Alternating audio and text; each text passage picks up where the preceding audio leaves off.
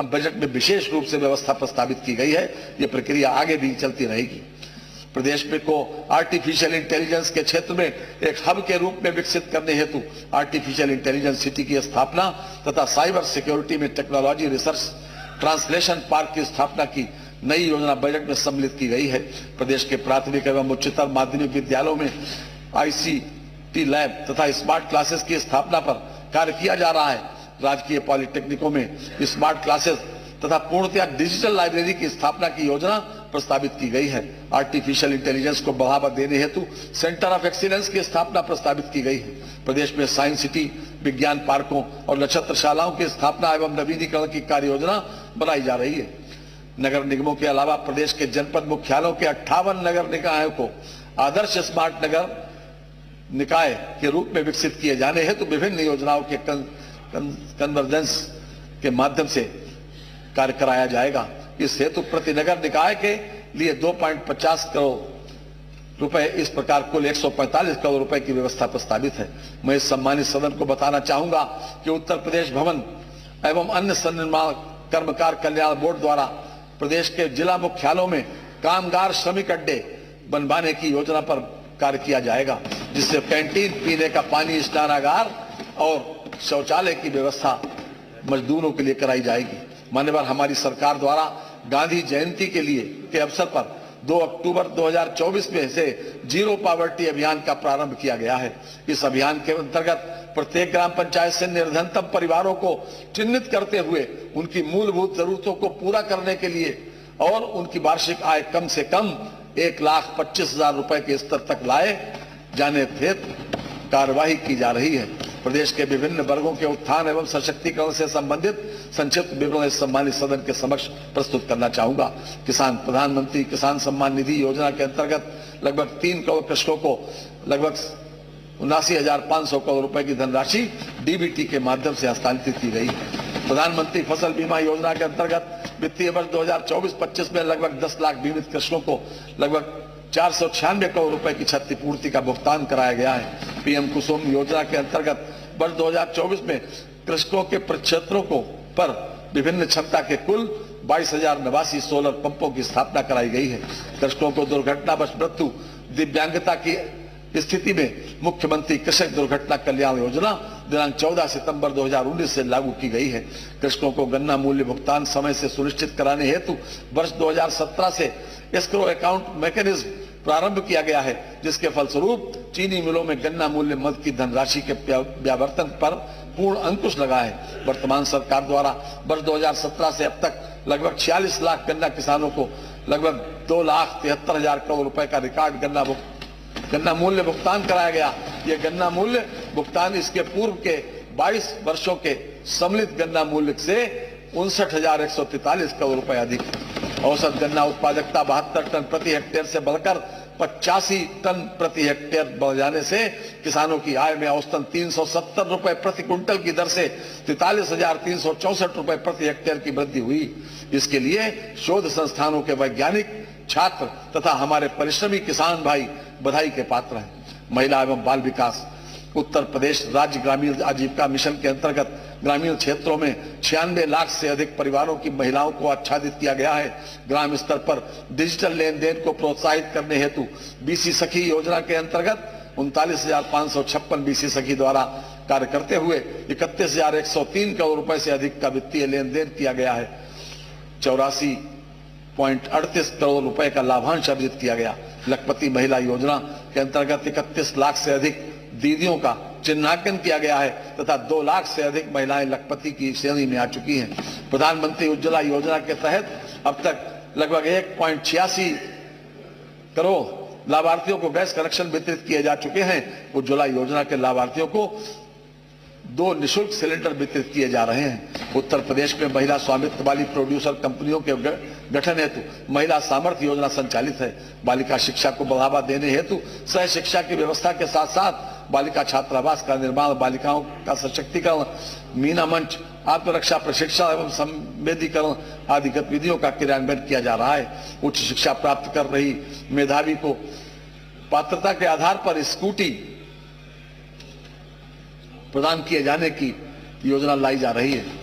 ये मेधावी छात्रों के लिए, छात्राओं के लिए युवा स्वामी विवेकानंद युवा सशक्तिकरण योजना के अंतर्गत 49.86 लाख स्मार्टफोन टैबलेट वितरित किए जा चुके हैं। वित्तीय वर्ष 25-26 में इस योजना के तहत टैबलेट उपलब्ध कराए जाएंगे।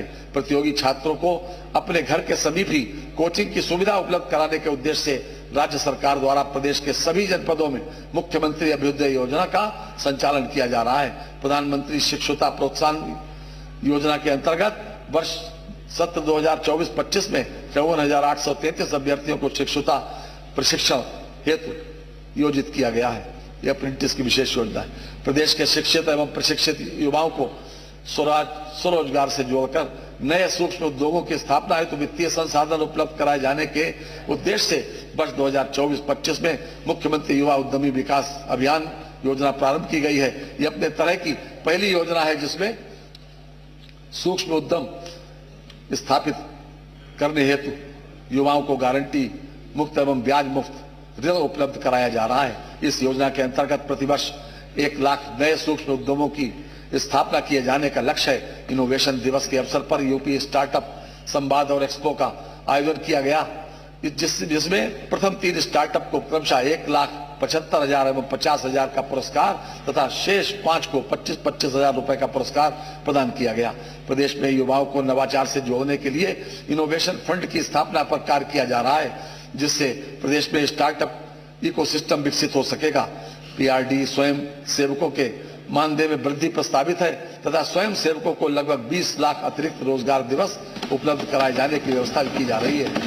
ग्राम पंचायत स्तर पर गठित लगभग 80,000 युवक एवं महिला मंगल दलों को प्रोत्साहन स्वरूप खेल सामग्री उपलब्ध कराई जा रही है। रोजगार मनरेगा योजना अंतर्गत विगत वित्तीय वर्ष 2024-25 में 26 करोड़ मानव दिवस लक्ष्य के सापेक्ष दिनांक 8 जनवरी 2025 तक 27.40 करोड़ मानव दिवस का सृजन किया गया है तथा 3,13,076 परिवारों को 100 दिन का रोजगार प्रदान किया गया है। मानव दिवस सृजन एवं वित्तीय प्रगति में उत्तर प्रदेश देश में प्रथम स्थान पर है। मनरेगा योजना अंतर्गत वित्तीय वर्ष 2024-25 में महिलाओं की सहभागिता 42% है। उत्तर प्रदेश कौशल विकास मिशन के अंतर्गत विगत 6 वर्षों में 15.25 लाख युवाओं को निःशुल्क रोजगार परक प्रशिक्षण प्रदान कर 5.71 लाख युवाओं को स्वरोजगार से जोड़कर सेवा आयोजित किया गया।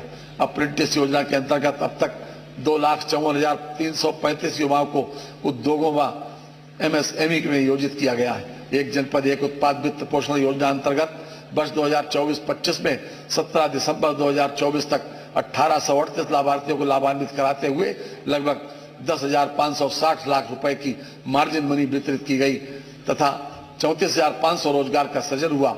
निवेश मित्र के माध्यम से वित्तीय वर्ष 2024-25 में माह नवंबर 2024 तक कुल 6,62,672 उद्यम पंजीकृत हुए, जिसमें 59,64,048 रोजगारों का सृजन हुआ है।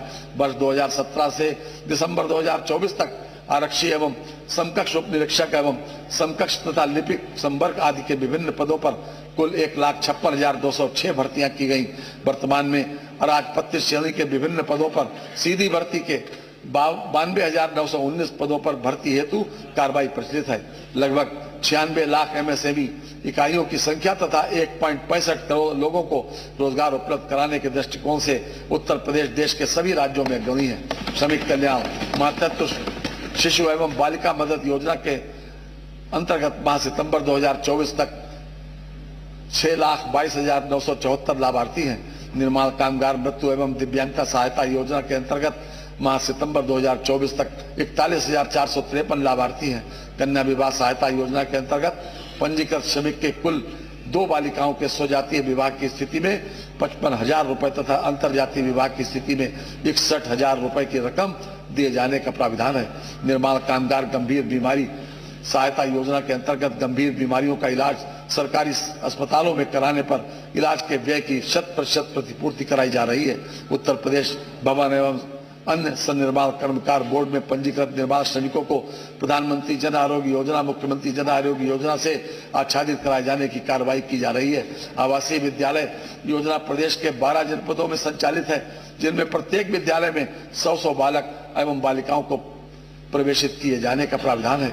निर्माण श्रमिकों के बच्चों को निःशुल्क गुणवत्तापूर्ण एवं उद्देश्यपरक शिक्षा उपलब्ध कराने की दृष्टि से प्रदेश के प्रत्येक मंडल में 360 बच्चों की क्षमता वाला एक अटल आवासीय विद्यालय स्थापित है।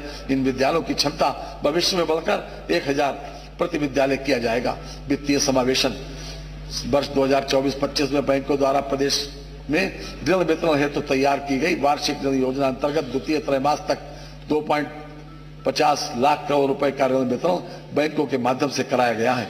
वर्तमान में प्रदेश में बैंकों की 20,416 शाखाएं, 4,932 बैंक मित्र एवं बीसी सखी तथा 18,747 एटीएम सहित कुल 4,40,095 बैंकिंग केंद्रों के माध्यम से बैंकिंग सुविधाएं उपलब्ध कराई जा रही हैं। प्रधानमंत्री जन धन योजना के अंतर्गत प्रदेश 9.57 करोड़ खातों के साथ देश में प्रथम स्थान पर रहे। प्रधानमंत्री सुरक्षा बीमा योजना अंतर्गत अब तक प्रदेश में 6.52 करोड़ नामांकन के साथ उत्तर प्रदेश प्रथम स्थान पर है। प्रधानमंत्री जीवन ज्योति बीमा योजना अंतर्गत अब तक प्रदेश में 2.28 करोड़ नामांकन के साथ उत्तर प्रदेश प्रथम स्थान पर है। अटल पेंशन योजना के अंतर्गत अब तक प्रदेश में 1.12 करोड़ नामांकन के साथ प्रदेश का उत्कृष्ट प्रदर्शन रहा है। कानून व्यवस्था मानव किसी भी समाज के सामाजिक आर्थिक उत्थान के लिए सुदृढ़ कानून व्यवस्था का होना पहली शर्त है।